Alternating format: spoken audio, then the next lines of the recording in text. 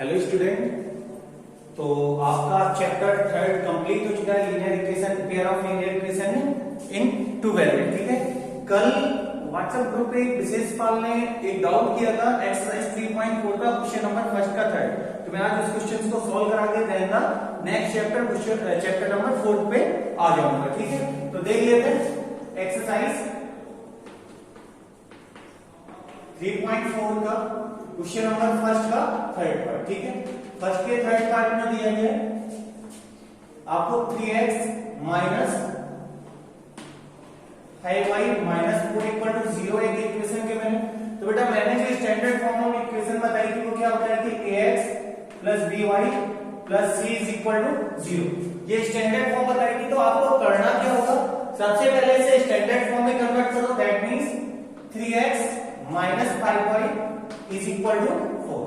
This one is equation number first. Now this equation is in standard form. ठीक है, now this equation is in standard form. Now the second one is 9x is equal to 2y plus 7.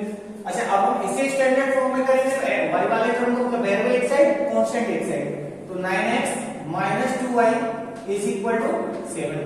Now this one is your equation number second.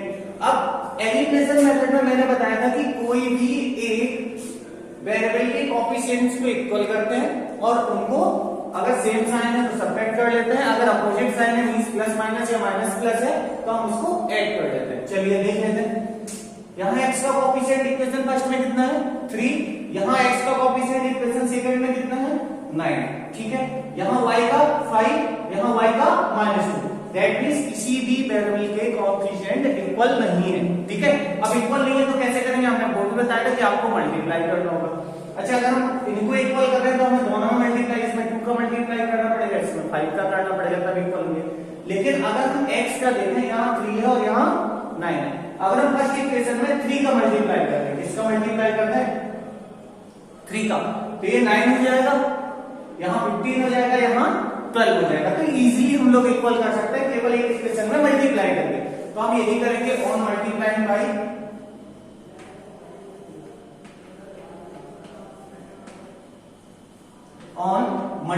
by 3 in equation first equation में 3 का multiply करेंगे, आएगा 3 3 से 9x minus 5 3 से 15y is equal to 12।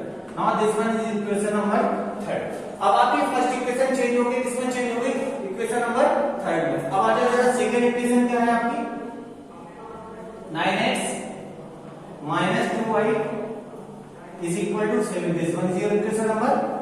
ठीक है, अब देखो दोनों के कोएफिशिएंट्स के साइन कैसे हैं, सेम है। साइन सेम है तो हमें क्या करना होगा, subtract, minus plus minus, this one is cancelled out here. 15 में से 2 माइनस करेंगे तो माइनस का कितना बचेगा 13y इज इक्वल टू 7, यहां माइनस करेंगे कितना बचेगा 5।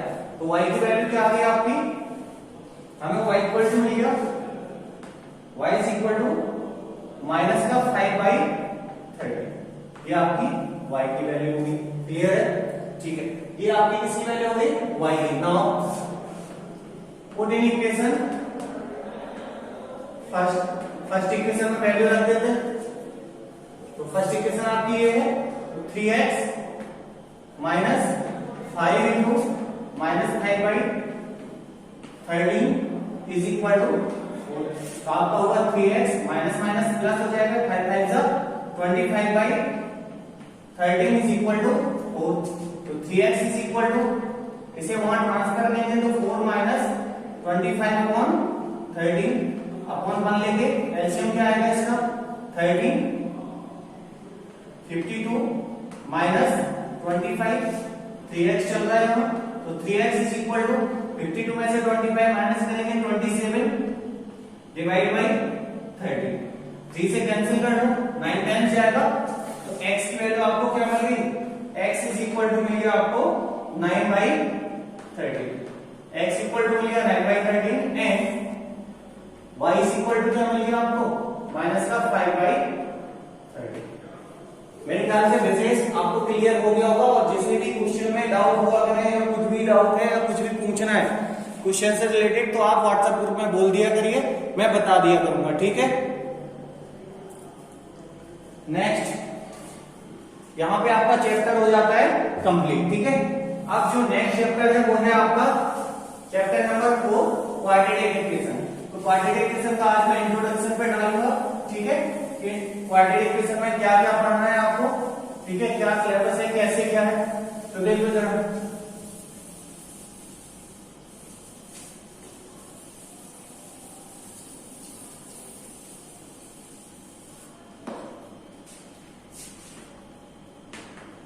फोर्थ चैप्टर है क्वाड्रेटिक इक्वेशन। सबसे पहले स्टैंडर्ड फॉर्म देख लो।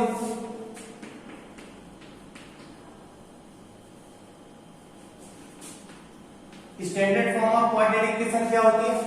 अब यहां समझो क्वाड्रेटिक, मैंने बताया था जब 9th में आप लोग पढ़ रहे थे linear, quadratic, cubic, by quadratic, इस टाइप से बताई थी। तो लीनियर इक्वेशन क्या होती थी? ऐसी इक्वेशन जिनकी डिग्री कितनी हो, 1 हो। क्वाड्रेटिक इक्वेशन में क्या था? क्वाड्रेटिक इक्वेशन ऐसी इक्वेशन जिनकी डिग्री 2 हो, ठीक है। तो यहां हम लोग क्वाड्रेटिक इक्वेशन की बात करेंगे तो हमें एक स्टैंडर्ड फॉर्म लेना है, ax² plus bx plus c और इक्वेशन है तो इक्वल में 0। क्लियर?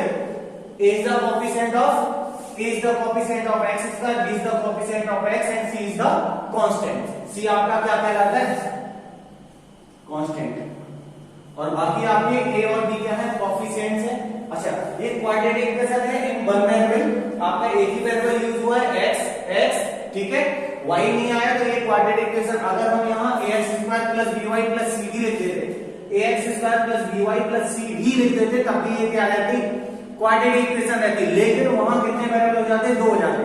तो जो आपकी फर्स्ट एक्सरसाइज है उसमें करना यही है, आपको आइडेंटिफाई करना है कि क्वाड्रेटिक इक्वेशन है या नहीं। कैसे? देखो, चलो यहां एग्जांपल देख लेते हैं कुछ इनके। तो 2x² plus 3x plus 5 equal to 0, ये भी क्वाड्रेटिक इक्वेशन है। Next example, x² plus 1 equal to 0, ये भी क्वाड्रेटिक इक्वेशन है। x² इक्वल टू 4, ये भी क्वाड्रेटिक इक्वेशन है। ये सारे आपकी क्या है? क्वाड्रेटिक इक्वेशन है। मींस सभी इक्वेशन में maximum power raised on a variable कितनी है? 2 है। जो maximum power raised on a variable होंगी वो कितनी होंगी? 2। आपको डिग्री से मतलब होना चाहिए इक्वेशन में, अगर डिग्री 2 है दैट मींस वो क्वाड्रेटिक इक्वेशन होगी। क्लियर है? तो इसमें किसी को डाउट नहीं होना चाहिए। अच्छा, जो फर्स्ट एक्सरसाइज का क्वेश्चन है वो इस टाइप से दी है, 2x plus 1 into x plus 1। अब आपसे कहा है identify that this is the quadratic equation और नॉट। तो आप ऐसे तो देख के नहीं बता सकते, ठीक है। आपने ऐसे देखा बोल दिया क्वाड्रेटिक इक्वेशन, नहीं, आप नहीं बता सकते। क्यों? क्योंकि जब तक हम अब ऐसे देख रहे हैं तो सबको पता है कि इसकी डिग्री बना दे, इसकी भी डिग्री बना दे, ठीक है। लेकिन जब तक आप उसे सॉल्व नहीं करोगे, सिंप्लीफाई नहीं करोगे, आप लोग नहीं बता सकते। तो सबसे पहले यानी क्या करना पड़ेगा आपको? सिंप्लीफाई, मल्टीप्लाई करो 2x का इसमें फिर इसमें, तो 2x² प्लस 2x फिर 1 का करेंगे इसमें फिर इसमें, तो प्लस x और प्लस 1 इक्वल टू 0, ठीक है। तो आपका आया 2x² 2x प्लस x हो गया plus 3x plus 1 equal to 0। Now this one is your quadratic equation, ये आपकी क्वाड्रेटिक इक्वेशन है। क्लियर? बात आई समझ में? मैंने क्या बोला? मैंने ये बोला कुछ भी अगर ब्रैकेट या उस फॉर्म में दिया है तो सबसे पहले उसको सिंप्लीफाई करो। क्या करो? सबसे पहले आपको सिंप्लीफाई करना है, सबसे पहले सिंप्लीफाई करो, देन फिर देखो ऐसा तो नहीं कुछ टर्म कैंसिल हो रहा हो, या मे बी 2 डिग्री आ ही ना रही हो, मे बी 3 डिग्री आ रही हो, ठीक है। तो आप देख के कंसीडर करके डायरेक्ट नहीं बता सकते हो, ठीक है। तो इस टाइप के एक्सरसाइज 4.1 में आपको यही सारे क्वेश्चन मिलेंगे, ये स्टैंडर्ड फॉर्म है। क्लियर? अब देखो जो आपको इस चैप्टर में पढ़ना है वो मैं बता दूं पढ़ना क्या क्या है, ठीक है। एक होगा इन इक्वेशंस को सॉल्व करना, ठीक है। तो सॉल्व करने के लिए आपके जो मेथड है सीबीएसई बोर्ड में 3 है, ठीक है। एक फैक्टराइजेशन है, एक फैक्टराइजेशन मेथड है, नेक्स्ट है आपका बाय कंप्लीटिंग स्क्वायर मेथड,